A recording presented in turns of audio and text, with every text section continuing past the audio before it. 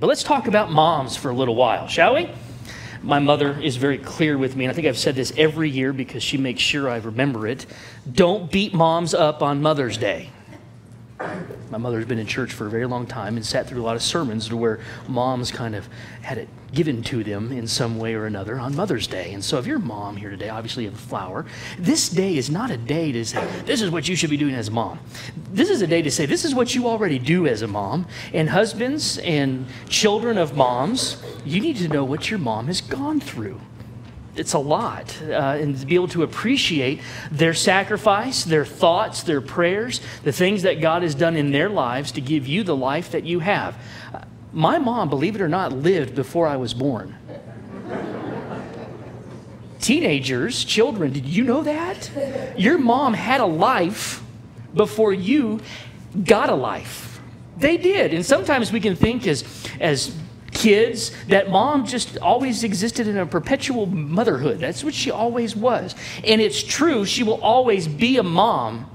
Even if her child perishes, she's still a mom because it's in her DNA. When she is given birth, it's that she's a mom forever. And even if you move away from your mom, my mom lives 1,600 miles that way. She's still my mother, and she still thinks about me. And when you're far, far away, kids, when you go off to college, your mom is going to worry about you. They just always do, because they're always a mom. And there's that journey that they've gone on since they gave birth to you, and it's changed who they are. And what I like to do this morning is look at a couple moms in Scripture, 4 of them in particular, and just kind of give a survey of the journey of a mother, of what moms go through, what moms do, and how we might be able to appreciate them a little bit more than we do. It shouldn't just be on Mother's Day that we appreciate our moms. It should be every day we understand the things that they have experienced along the way. So I want to take you through a couple life stories of some moms. And the first one of my favorite moms in Scripture is found in 1 Samuel. We're not going to look at these inside of a chronological order. If you're going to mess up a word, just slaughter it and then come back to it. A chronological order. We're just going to look at it kind of a thematic way. And so consider this first mom. Her story begins with a very dysfunctional home. Her name is Hannah. And her home life was a nightmare. I can't imagine what it would have been like to have been Hannah. Hannah is a woman who begins with great sorrow and rejection, and it ends with great joy and acceptance. Her name is interesting. It means grace and favor. But what's odd about that is while her name means grace and favor, it seems like that's a terrible joke, because nothing about her life seems to resemble grace or favor in any way. In fact, it kind of looks like she is being shunned or punished for something, of course, she doesn't know that she has done. Her story begins when she is married to this man. His name is found inside of 1 Samuel. Now there was a certain man from Ramath-Zophim, from the hill country of Ephraim, and his name was Elkanah. I kind of find it funny. Elkanah married Peninnah and also Hananiah. You have to add that because it fits better. It works in the bumper sticker. But he married Hannah. 2 wives. That's going to be a complicated day, isn't it? That's Hannah's life. And in this culture, Elkanah is trying to reproduce, and Hannah does not have any children. It is assumed that he married Hannah first, and there were no children. And it says it quite clearly, because the Lord had closed her womb. It says in verse 5, Hannah had no children. The Lord had closed her womb. But Peninnah had several children. So you have in a home where you have Elkanah, who marries Hannah, no children. Then he goes out and gets another wife, Peninnah, who has a bunch of children. So we know that it's Hannah who has the problem. And so you can see the dilemma within her own home. She's in competition with Elkanah. She already knows that she's inferior because she doesn't have any children. And back in this day, a woman's value was in her womb if she could produce sons primarily. And Elkanah has none from Hannah. And so she is in a position of great sorrow, great mourning, and great grief. It's a terrible place for her to be. Her name means grace and favor, and yet she seems to have none. She has been closed by the Lord. She is infertile. And I know many ladies struggle with infertility. It's a a very difficult thing when you're young and you're trying to have children. I remember our days before children. It took 18 months. We tried. I remember those days of just wondering why. How come the Lord is not blessing us with kids? What's going on? What's happening? How come this is taking so long? What's God up to? And you can see this in Hannah's story and how she responds to the Lord, but I want to be sensitive to that because I know that there are several who've gone through that very same thing. How come the Lord is not blessing me with children? The only advice I have for you, it's not biblical advice, it's some advice that my friend was given by his doctor. His wife and he was struggling with infertility, so the doctor said, this is what I want you to do.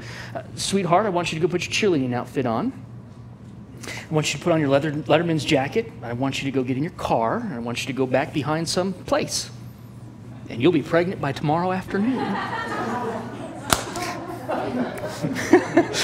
Lo and behold, they were. I didn't worry. I don't know if that's how, but there you go. It's not biblical advice, but that's just how that... Now that I hear myself say that, it sounds awfully inappropriate. I heard that different in my head than when it came out. We're doing this preaching class on Sunday nights. And it is great. And I'm going to get torn up today when we go and review this sermon because they're going to look at it and go, I can't believe you said that out loud. Well, it wasn't in the notes. It came off Hannah. Hannah, her story, back to her story. There's no magic wand into the inside of why God is doing this, but I can see what it did to Hannah. And if infertility is part of your story, and it was part of our story, notice what infertility does to Hannah. She makes a vow. In verse 11, she goes to the church. And she continues to pray to the Lord. She says, O Lord of hosts, if you will indeed look on the affliction of your maidservant and remember me and not forget your maidservant, but will give your maidservant a son, then I will give him to the Lord all the days of his life, and a razor shall never come on his head. Notice she acknowledges her suffering. Her position is that she's a maidservant. She asks clearly for a son. And then she's willing to make a great sacrifice in giving him back. But notice that she did not stop going to the Lord in prayer. Isn't that awesome? Her infertility and her journey of motherhood forced her into worship. It generated worship inside of her life. And moms, I know that's your story. I know that's part of your story when you think about raising kids, that it causes you to grow closer to the Lord. So whether it's infertility or whether your quiver is full, you are probably praying more now than you did before you have children. Amen? Because having children causes you to seek God. Because when you are given this little baby and you're sent home with this little baby, they don't come with instructions and the doctors don't give you much either. You're supposed to go home and raise this child, and you're supposed to now fight germs, give them all the right foods, and do all of these things for them, and you're going to spend a lot of time on your knees in prayer. And that's what Hannah does, is that she begins her journey of motherhood with worship. She is not given a child right away. She should have had it. Why? There's no explanation why the Lord's hand has closed her womb. We just know that it has. And what does she do? She does not stop praying. She does not stop going to church. She does not turn away from God. She goes to her knees in prayer. She seeks the Lord, and the Lord blesses her. The end of her story is rather stunning. The Lord does give her a child. His name is Samuel. And Samuel this blows my mind about Hannah, is that she makes a commitment to the Lord. If you give me a son, I'll give him right back. I'll give him right back. And probably around 3 or 4, which not a bad time to give a son away. She gives that son back to the temple. And she takes, I just can't imagine what this would be like. She goes to the temple and she sets little Sammy down and then walks away and leaves him there. Can you just imagine what that would have been like? She leaves him there. And the Lord opens her womb 5 more times, and she has many, many more children.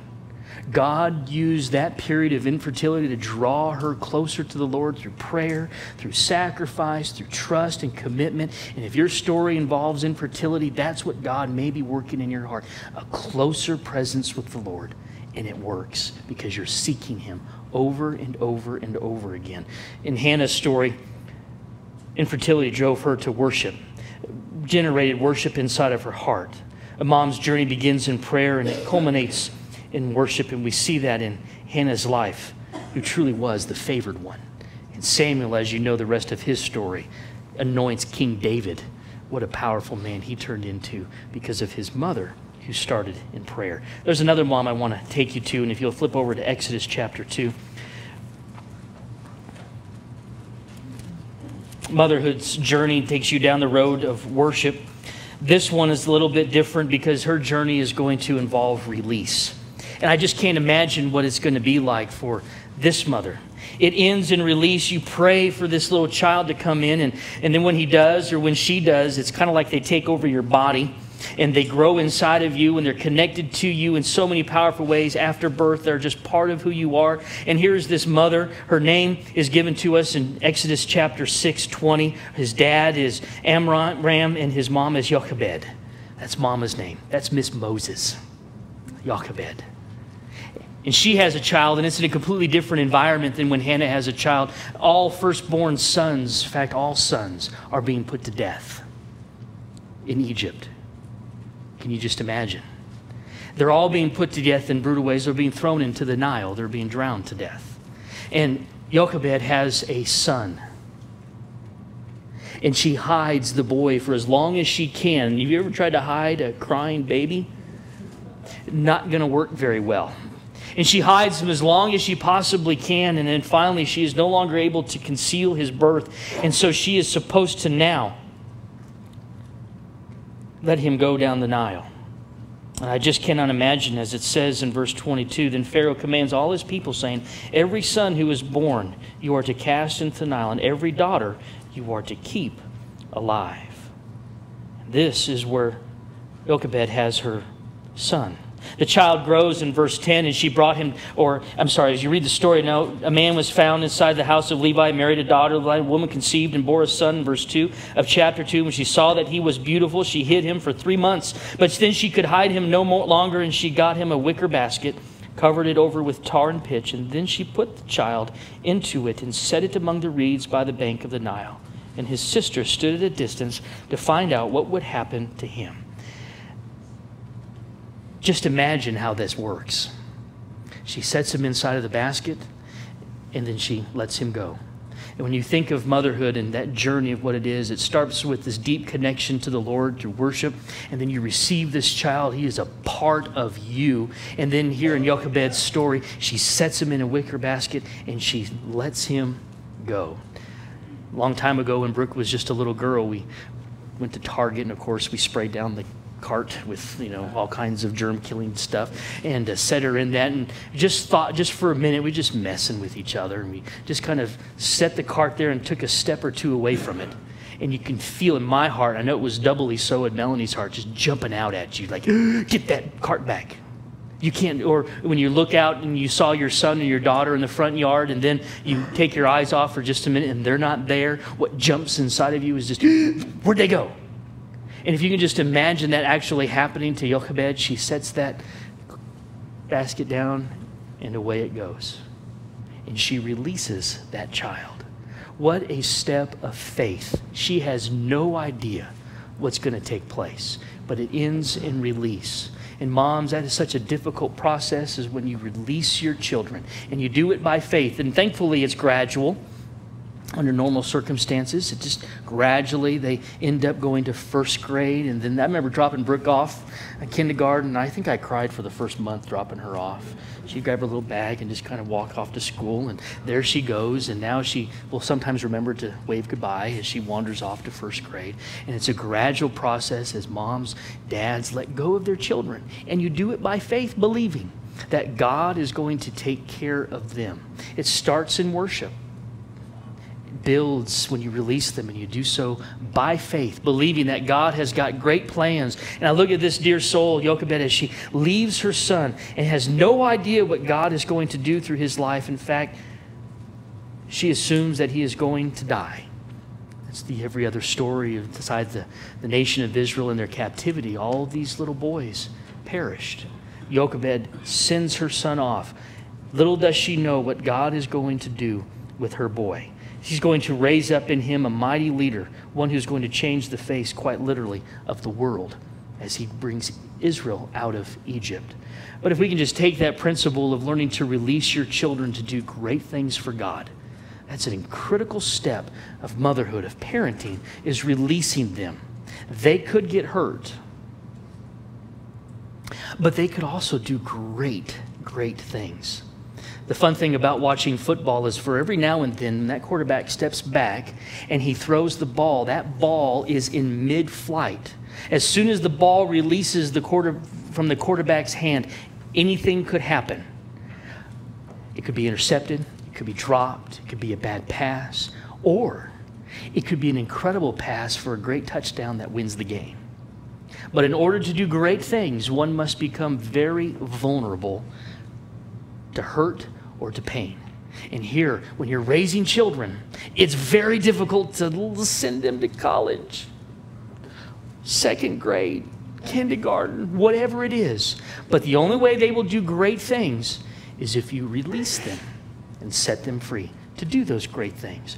Raise them up in the way that they should go, and when they get older, they will not depart from it. You release them unto the Lord and let God take them and let God work in great ways. Another story, another mom in Scripture. If you flip back over towards the book of Samuel and just stop short of it in the book of Ruth. This mother, there's two of them in this story. Sometimes the idea of the book of Ruth, it could be the book of Naomi as well, and that's the mom I would like to look at as you find that place in Scripture. We don't know exactly what's going through Elimelech's head when he decides to leave the promised land. You can be critical of Elimelech. He's the husband of Naomi, that he's leaving the promised land. He should actually stay there, and he should actually wait through and trust God that God would provide for him. Or you can look at it and think he's trying to provide for his family, so off to Moab he goes. He leaves his hometown. He leaves everything that is comfortable to him. He takes his two children, Mahlon and Chilion, and off they go to Moab, a foreign country, to live as illegal immigrants, working, trying to find a way to provide and make ends meet. They go there and they find work. Naomi has two boys. That's a powerful thing. Her value is high. She can take great pride in her two boys. But we don't know how long she is inside of Moab. Her husband dies. As terrible that is, she has two boys. Her boys will eventually marry Orpah and will marry Ruth. And then before you know it, Mahlon and Chilion both die. And the woman in verse 5 is bereft of her two children and her husband. And her name, which means pleasant, now turns, and she would rather be called Mara, which means bitter.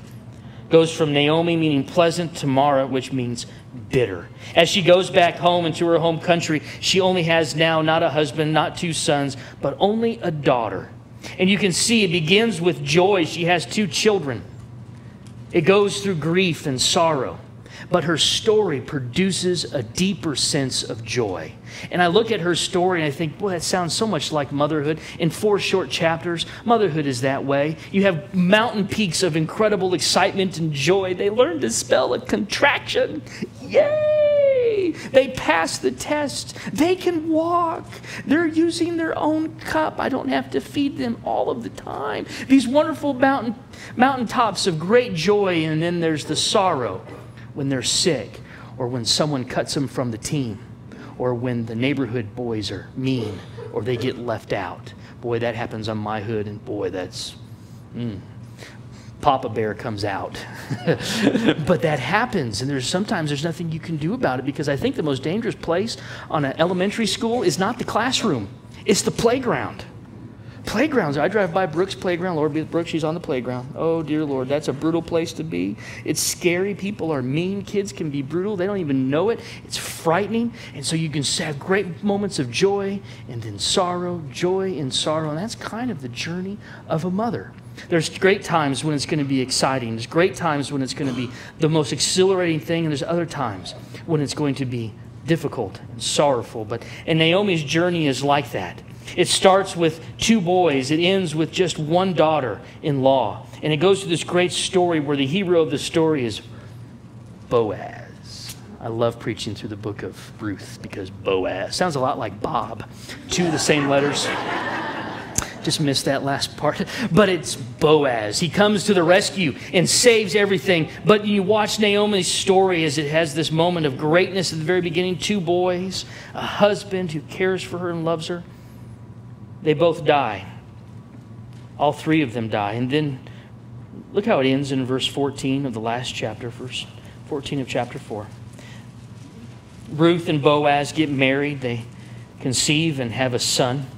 Then the women said to Naomi, "Blessed is the Lord who has not left you without a redeemer today, and may his name become famous in Israel. May he also be to you a restorer of life and a sustainer of your old age for your daughter-in-law, Ruth, who loves you and is better to you than 7 sons, has given birth to him." Her story starts here and it goes to this dark valley and then it ends on this incredible high. And that sounds like motherhood, doesn't it? Husbands, we need to know that that's sometimes how mom's life goes like that. And God brings it all back together again. And the fun part about this story in verse 18, now these are the generations of Perez to Perez, which is starting 17. Now, the neighbor woman gave him a name, saying, "A son has been born to Naomi." So they named him Obed. He is the father of Jesse, the father of David. Her grandson is the grandfather of David, the great king. And God works. And sometimes when you're raising babies, you need to know that it's not about you. It's a generation thing. I heard this last week at that conference, and it was fascinating. I thought about it before, but the way that they phrased it was, you never know who you're raising. You just don't know. It could be a president of the United States. It could be a missionary to an unreached people group. It could be the one who's going to cure a disease that's plaguing our community. It could be a credible businessman. It might be a great school teacher. You just don't know who you're raising. And so you take great care and caution because who you're raising could change the entire world. Naomi is holding the grandfather of the great king of Israel, David. She doesn't even know it. But God is going to take her story, although it's filled with sorrow, He's going to turn it into joy. And the last one I want to look at this morning as you flip all the way over to your New Testament, this last part of motherhood. We learn that motherhood generates worship, that motherhood ends in release. Motherhood also produces joy. But notice where this mother starts, and it's in Luke chapter 1. We're familiar with this mom. But something that she says in verse 38 of Luke chapter 1 is such a powerful way of considering moms. And if you haven't seen the movie The Nativity, go buy that. That's the best movie I've ever seen on the nativity story of Christmas of Mary and Joseph. I just love that movie, and I get commission every time it's sold from here. But it's a wonderful, wonderful movie, and it portrays Mary in such a wonderful light, and I love it. But there's this one thing, that this news that comes to this probably somewhere 15-year-old, 13, somewhere in there, 13 to 18, a young girl. The angel comes and says to her, "I'm now going to forever change your life. You are going to be pregnant, and it's of God." Now, try to explain that to your dad. And so he changes her life in just a quick moment. And by the way, explain that to your engaged husband too. Changes her life in every possible way. Gives her this great news and says to her in verse 36, "Behold, even your sister relative Elizabeth has conceived a son in her old age, and she who is called barren is now in her 6th month. For nothing is impossible with God." And then notice what she says in verse 38. "Behold, the bondservant of the Lord, may it be done to me according to your word." And then the angel departed from her. What I love about that picture right there is Mary has now surrendered everything to God's plan.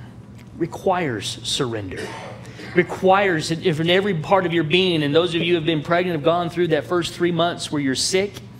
And I've heard that described as like this little thing has taken over my body. And it has. You've surrendered your body and it's over. And now this little thing that's growing inside of you that God has placed there is growing and taking over everything.